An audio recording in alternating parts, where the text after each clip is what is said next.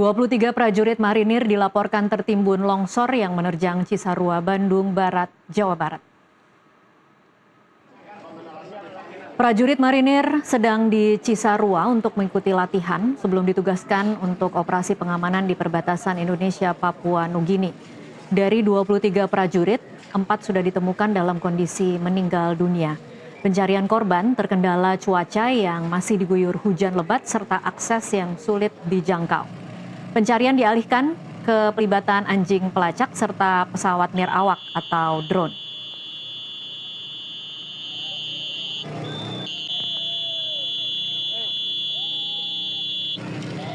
Terdapat 23 anggota marinir yang tertimbun longsor. Saat ini sudah diketemukan baru 4 personil dalam kondisi meninggal dunia dan yang lainnya belum ditemukan.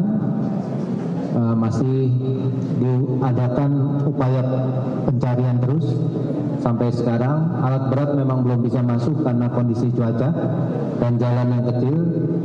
Tapi ini kita akan terus melaksanakan pencarian dengan teknologi, dengan drone, dan menggunakan thermal, dan juga dengan anjing pelacak. Memang mereka sedang melaksanakan latihan pratugas untuk dikirim ke melaksanakan pam perbatasan RI PNG. Ya.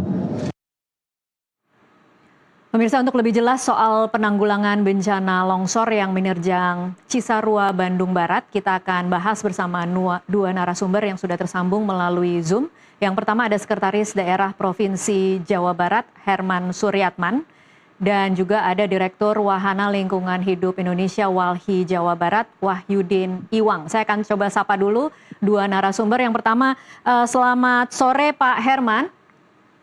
Ya, selamat sore. Sampurasun. Sampurasun. Pak Iwang, Kang Iwang juga bisa mendengar suara saya. Selamat sore. Halo, selamat sore. Sampurasun. Assalamualaikum. Waalaikumsalam warahmatullahi wabarakatuh. Saya ke Pak Sekda terlebih dahulu untuk tahu perkembangan terkini dari penanggulangan bencana longsor.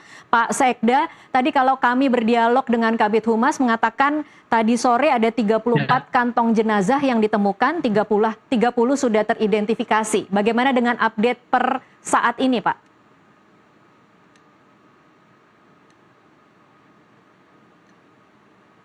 Dari teman-teman Basarnas di lapangan dari posko, hari ini ditemukan 9 body pack ya.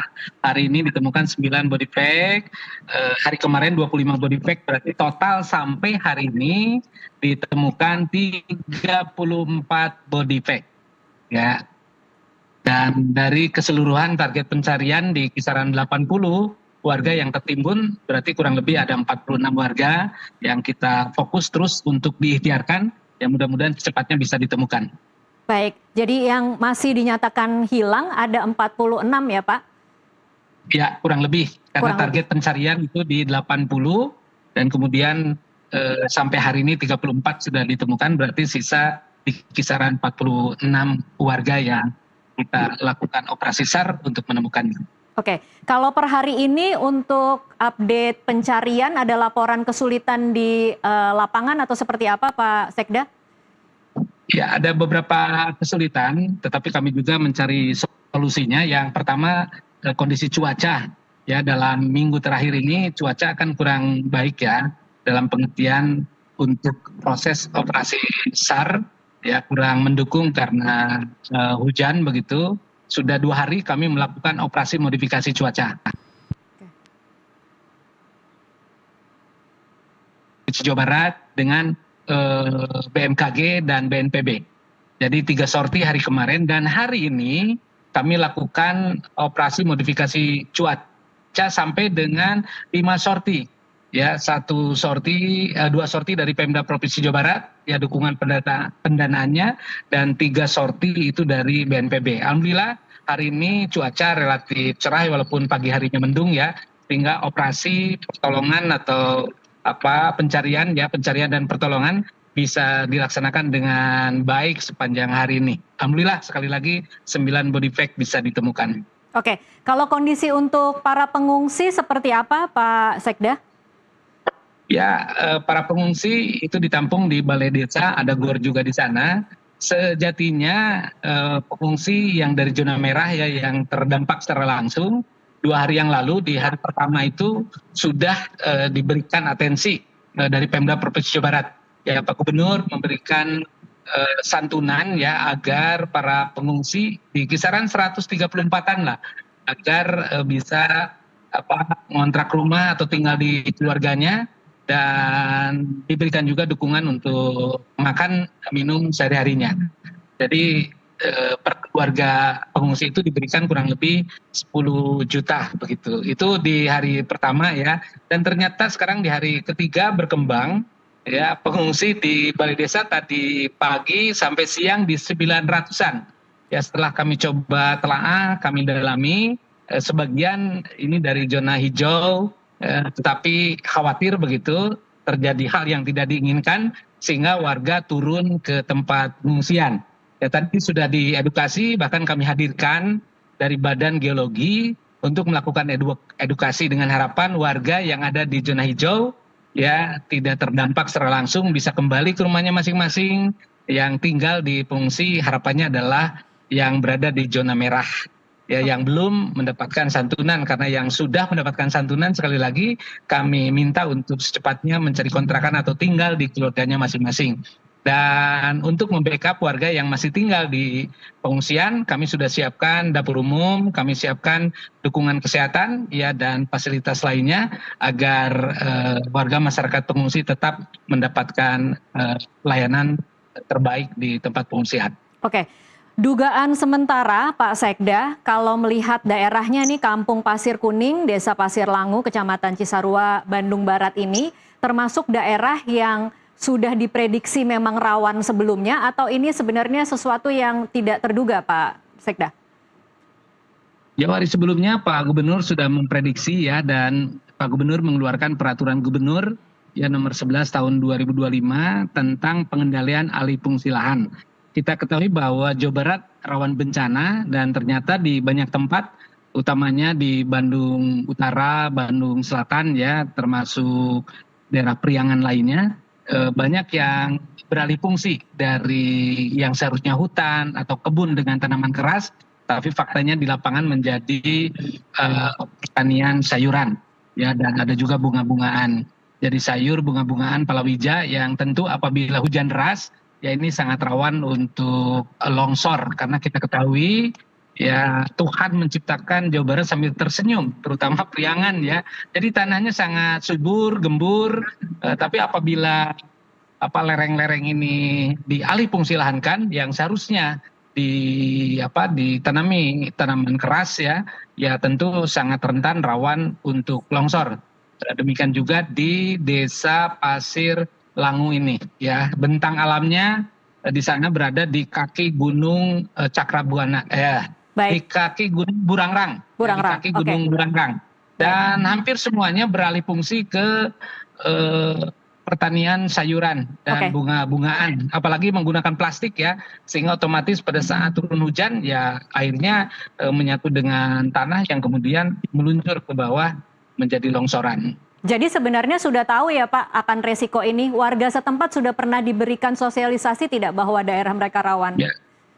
Secara umum kami berikan edukasi terutama yang tinggal di lereng-lereng di bantaran sungai ya, karena Jawa Barat rawan bencana hidrometeorologi terutama banjir dan longsor. Tentu kedalamannya ya aparat setempat ya, camat, kepala desa, RW RT diharapkan bisa mengedukasi lebih jauh. Tentu teknisnya setiap daerah berbeda-beda, tapi secara umum kami melakukan sosialisasi himbauan ya ke berbagai lapisan, dan tentu kami dibantu oleh pemerintah kabupaten kota masing-masing. Nah, faktanya ada terjadi bencana ya kita juga menyayangkan. Baik, tapi menurut Pak Sekda sudah ada sosialisasi sebelumnya ya? Sudah jauh hari sebelumnya, bukan hanya sosialisasi, regulasi kami tetapkan tadi. Ya, peraturan gubernur tentang alih fungsi lahan ya, pengendalian alih fungsi lahan. Kemudian terakhir kami juga mengeluarkan surat edaran penghentian sementara bagi izin perumahan karena beberapa perumahan teridentifikasi ya rawan banjir dan longsor, sehingga kami minta ke 27 kabupaten kota untuk menghentikan sementara, kita evaluasi, kita kaji cepat, ya apabila ada risiko longsor dan banjir, ya kita hentikan. Ya Oke. kita hentikan. Baik. Jadi izinnya tidak dilanjutkan. Dan bagi yang sudah kadung punya izin, apabila ada risiko banjir dan longsor, kami meminta untuk ditinjau kembali. Baik. Ini luar biasa Pak Gubernur dan jajaran Pemda Provinsi Jawa Barat ya, mengingatkan semua lapisan masyarakat jangan sampai pertumbuhan pembangunan mengorbankan daya dukung lingkungan. Jadi pertumbuhan harus selaras dengan kelestarian lingkungan. Baik, saya bergeser dulu ke Direktur Walhi Jawa Barat, Wahyudin Iwang. Kang Iwang, kalau catatan Walhi seperti apa? Kalau tadi Pak Sekda bilang sudah ada sosialisasi, sudah ada imbauan, sudah ada peraturan, tetapi nyatanya hari ini kita masih menyaksikan ada korban jiwa. Ya, terima kasih Mbak. Pertama yang ingin saya sampaikan turut berduka cita atas meninggalnya para korban, mudah-mudahan ditempatkan di sisi Allah Subhanahu wa Ta'ala. Dan ini adalah peristiwa yang mengagetkan, yang tentunya menjadi catatan penting bagi semua pihak ya untuk merespon peristiwa yang mengagetkan ini. Bahkan kalau Walhi Mbak sudah menyampaikan 20 tahun, bahkan 26 tahun, karena seiring dengan sikap kita, saran, pandangan, serta rekomendasi yang saya sampaikan atau yang Walhi sampaikan itu sejak tahun 2010. Bagaimana kawasan Bandung Utara yang meliputi 4 administrasi itu, yaitu KBB, Kota Cimahi, Kota Bandung, dan Kabupaten Bandung ini memiliki kerentanan yang begitu serius dan di satu sisi juga memiliki fungsi penting untuk daerah-daerah resapan air, daerah yang memiliki fungsi konservatif dan juga daerah yang memiliki fungsi lindung. Nah, yang selama ini telah terdegradasi kawasannya gitu ya. Artinya 20 tahun atau 26 tahun ini kami pikir juga ada kelalaian yang dilakukan oleh pemerintah itu sendiri. Ketika daya dukung, daya tampung lingkungan yang memiliki fungsi penting, bahkan tadi Pak Sekda juga sudah menyampaikan, ada Perda KBU, ada PP-nya, ada Pergub-nya gitu ya. Itu untuk melakukan pengendalian dan pemulihan kawasan KBU yang melintasi 4 administrasi ini tidak ditaati, tidak dipatuhi.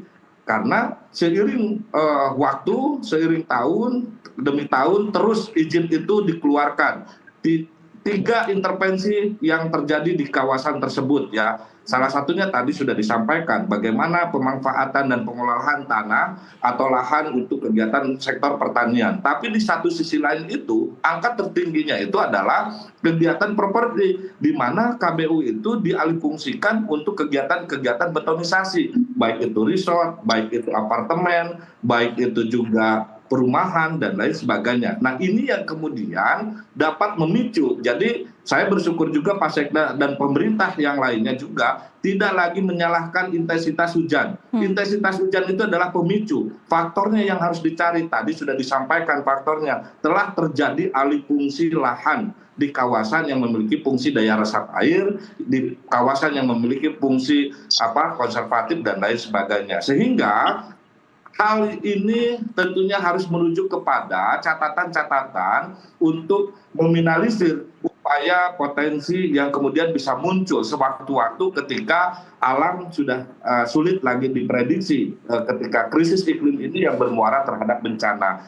Jangan dilupakan juga bahwa kawasan KBU itu ada gunung api dan juga sesar lembang. Artinya jika intervensi ini terus-terusan dilakukan oleh 4 kegiatan baik properti, pengembangan wisata, dan juga pemanfaatan kawasan yang tidak mengedepankan skema terasering, ini akan memicu korban yang lebih banyak. Audzubillah min dzalik, tapi itu harus menjadi potret untuk berpikir keras sama-sama semuanya untuk memulihkan kembali kawasan yang memiliki fungsi penting, di mana di bawahnya itu ada ribuan nyawa manusia.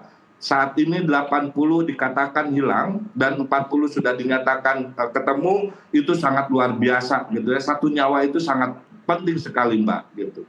Baik, Kang Iwang, ini artinya mungkin kalau saya tangkap ada sesuatu yang kontradiktif ya antara kesadaran dengan izin yang kemudian terus keluar.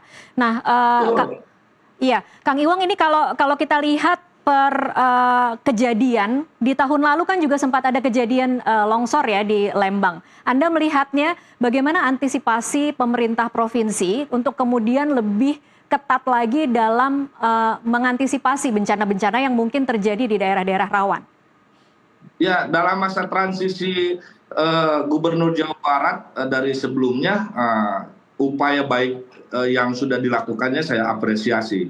Tapi tentu tugas penting ke depannya lebih dari itu. Bagaimana memastikan semua taat dan patuh terhadap aktivitas-aktivitas yang kemudian bisa mengalihfungsikan dan mengesampingkan kaidah lingkungan. Karena kenapa?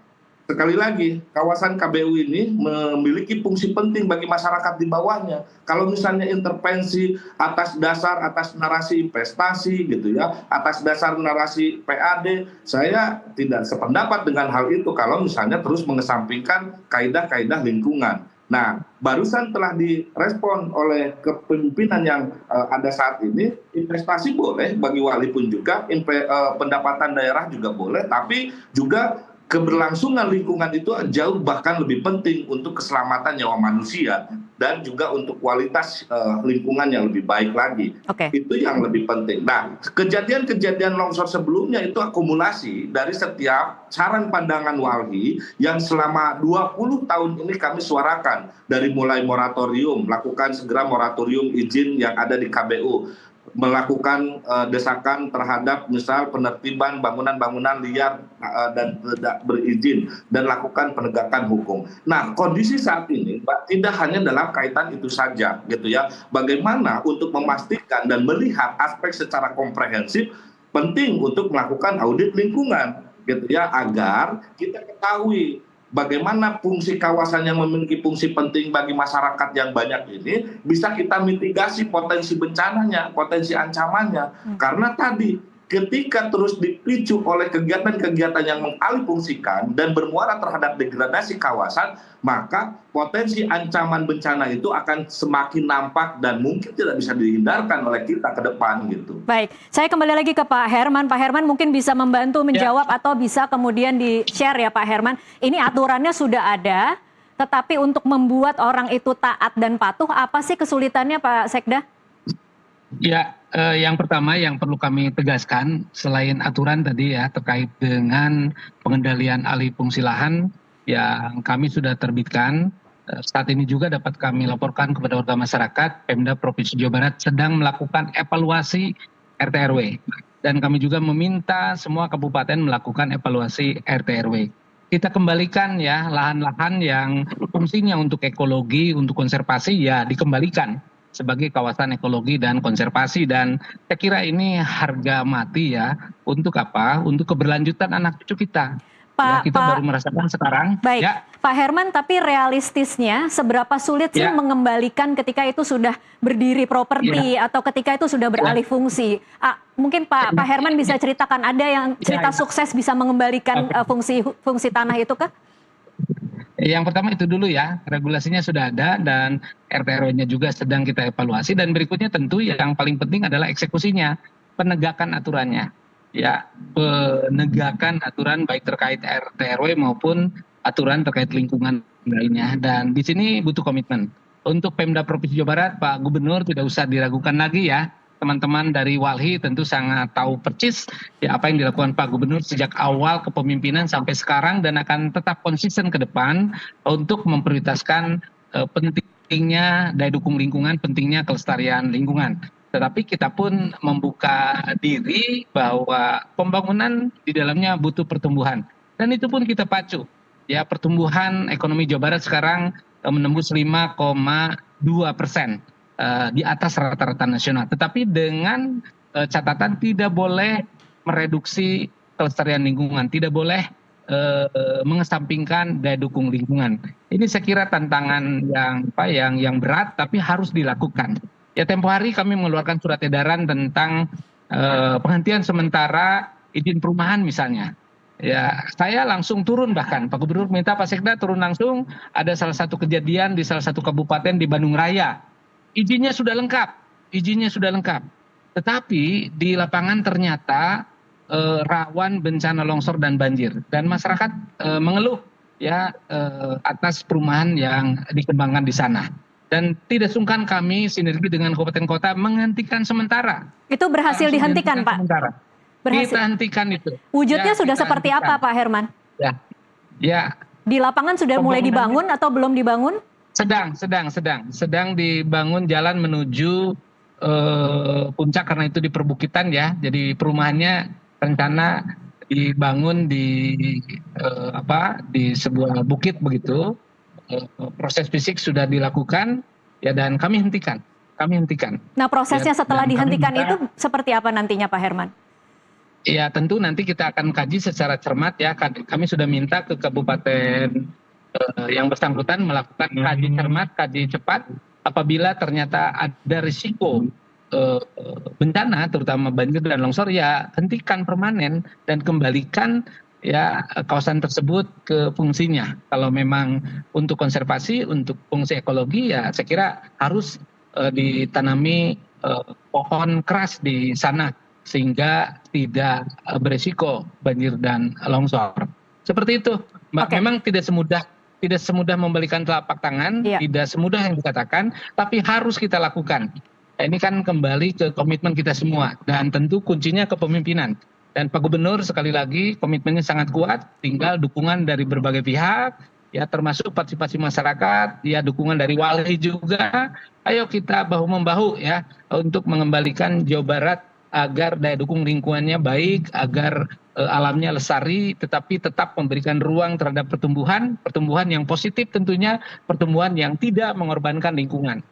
Oke, baik. Kang Iwang mungkin bisa kasih rekomendasi untuk Pak Sekda, ini kira-kira untuk penanganan agar bisa lebih efektif lagi ketika mengurus antara apa yang jadi peraturan dan kemudian menghentikan proyek, agar kemudian memang benar-benar dikembalikan lagi ke fungsi awal dan bukan kemudian sekedar berhenti dan proyek mangkrak, Kang Iwang. Ya, kata kunci yang paling mendesak karena ini meletakkan bahwa KPU 4 kabupaten kota ini dalam status zona merah ya gitu. Potensi bencananya sangat mengancam keselamatan nyawa manusia, sehingga yang kami dorong itu salah satunya adalah revisi RT/RW. Karena itu akan menjadi rujukan untuk mengeluarkan izin RT/RW itu, mana yang boleh zonanya, mana yang tidak boleh. Nah, ini yang tidak pernah ditaati dan dipatuhi oleh semua pihak ya gitu, terutama yang memberikan rekomendasi izin itu keluar. Ini sebenarnya petanya ada ya, Kang Iwang? Peta daerah Ada. merah, daerah yang rawan itu ada? Ada dalam dokumen RT/RW itu. Udah ditentukan, udah dipastikan mana zona hijau, zona kuning gitu ya, zona merah gitu. Ini logikanya seharusnya izin tidak bisa keluar kan ya, Kang Iwang? Betul, seharusnya izin tidak bisa keluar. Siapa yang salah berarti kalau izin bisa keluar, Kang Iwang? Ya pemberi izin yaitu pemerintah, kan bukan masyarakat pemberi izin itu, dan bukan komunitas. Tapi makanya penting sekali mengedukasi di internal pemerintah yang masih belum taat dan patuh terhadap regulasi yang ada. Seperti tadi apa yang disampaikan, regulasinya udah bagus, udah ada, semangatnya sudah bagus gitu ya. Tadi juga disinggung bagaimana mengevaluasi dokumen RT/RW lagi, kabupaten, kota, dan provinsi, karena revisi RT/RW yang kemarin baru dirubah itu merujuk kepada undang-undang omnibus yang baru atau cipta kerja yang harus mengintegrasikan rencana pembangunan dengan nasional. Kami pun juga wali mendukung itu, tapi kalau misalnya kegiatan-kegiatannya mengesampingkan aspek lingkungan, yang itu yang perlu disoroti, itu yang perlu diperhatikan dengan baik gitu loh ya. Dan sayangnya menurut kami kondisinya sudah tahu lama itu terjadi, bahkan wali sudah 20 tahun menyampaikan masukan ini gitu ya, tapi juga dalam revisi tidak ada itikat untuk memperkuat pengetatan kawasan yang memiliki fungsi penting. Maka rekomendasi yang paling terpenting itu revisi kembali dokumen RT/RW dan tetapkan bahwa wilayah-wilayah yang memiliki fungsi penting itu dikembalikan untuk zona resapan, untuk zona lindung, dan zona konservatif gitu ya. Tidak ada asas keterlanjuran. Justru asas keterlanjuran itu bukan menurunkan status, harusnya menaikkan fungsi status gitu ya, untuk keselamatan lingkungan untuk keselamatan nyawa manusia. Yang kedua, selain kita mendesakkan untuk segera merevisi dan mengembalikan kembali fungsi kawasan, yang paling terpenting itu lakukan audit lingkungan secara menyeluruh. Karena penting ada Undang-Undang 32 2009 yang tidak bisa dilepaskan. Ketika pengusaha pengembang termasuk pemberi izin tidak mengedepankan aturan yang tertuang pada aturan tersebut gitu ya, maka ada sanksi hukum di situ, sanksi administrasi di situ gitu yang harus dijalankan oleh pemerintah. Nah, ini pentingnya audit lingkungan itu untuk melihat daya dukung, daya tampung di kawasan 4 ini itu masih layak atau tidak ketika wali rekomendasinya untuk menghentikan izin-izin baru. Nah, didukung sekarang oleh gubernur tadi menyampaikan ada surat edaran gitu ya. Tapi yang paling sulit itu bagaimana surat edaran atau himbauan termasuk peraturan yang dikeluarkan dalam bentuk pergub gitu ya, itu diaktualisasikan, diimplementasikan dengan baik sehingga para pasukan di bawahnya itu memiliki ketaatan dan kepatuhan terhadap kebijakan yang dibuat. Kalau tidak seperti itu, kawasan Bandung Utara hancur dan potensinya bencana. Ingat, ada puluhan ribu manusia yang harus diselamatkan di situ, Mbak. Baik. Gitu. Pak Herman, ini silahkan dijawab apa yang kira-kira akan dilakukan untuk memperkuat pengetatan, bagaimana komitmen pemerintah untuk mengembalikan fungsi kawasan, dan juga apakah akan melakukan audit lingkungan dan mungkin menggandeng Walhi mungkin Pak Sekda untuk benar-benar mengawasi bagaimana perbaikan ini. Ya, yang pertama terima kasih Kang Iwang ya dari Walhi. Audit lingkungan saat ini sebetulnya sedang dilakukan tadi. Ya, izin-izin yang sedang berproses semuanya dihentikan sementara Kang Iwang ya. Dan kita lakukan audit, kita lakukan evaluasi yang komprehensif dengan melibatkan perguruan tinggi dari TB, dari IPB, dan tentu nanti teman-teman Walhi juga, mangga kita sama-sama ya untuk melakukan evaluasi sehingga kita betul-betul ketat begitu, izin yang keluar betul-betul izin yang tidak punya resiko bencana banjir dan longsor terutama di Bandung Utara dan Bandung Selatan.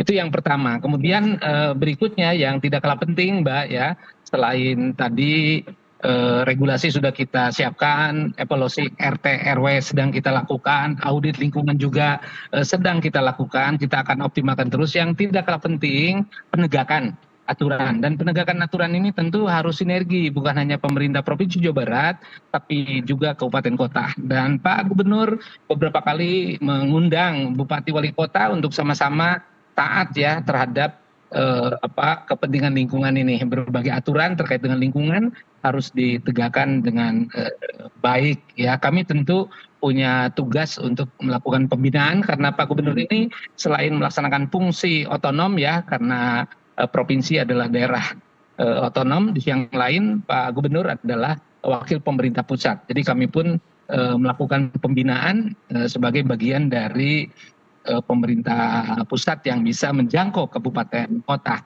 Baik. Dan terakhir satu lagi yang tidak kalah penting adalah partisipasi masyarakat ya, partisipasi masyarakat untuk melakukan penghijauan dimanapun ya, lahan-lahan kritis terutama bukan hanya milik pemerintah tapi juga milik pribadi lingkungannya. Dengan apa? Ada budaya Sunda ya, ini pepatah leluhur yang hari ini tinggal dieksekusi dengan baik oleh warga, dan warga Jawa Barat semuanya tahu kok dan paham. Tinggal dieksekusi, tinggal diikhtiarkan, diupayakan begitu. Yang pertama leweng kayan, kemudian gawir awian, ya lebak sawahan, legok balongan, darat kebonan. Jadi hutan ditanami kayu begitu, kemudian lereng-lereng tanami bambu, baru yang datar ya, yang lebak itu bisa ditanami sawah, yang legoknya dibuatkan kolam, dan daratannya itu dibuatkan kebun. Baik. Kurang lebih seperti itu.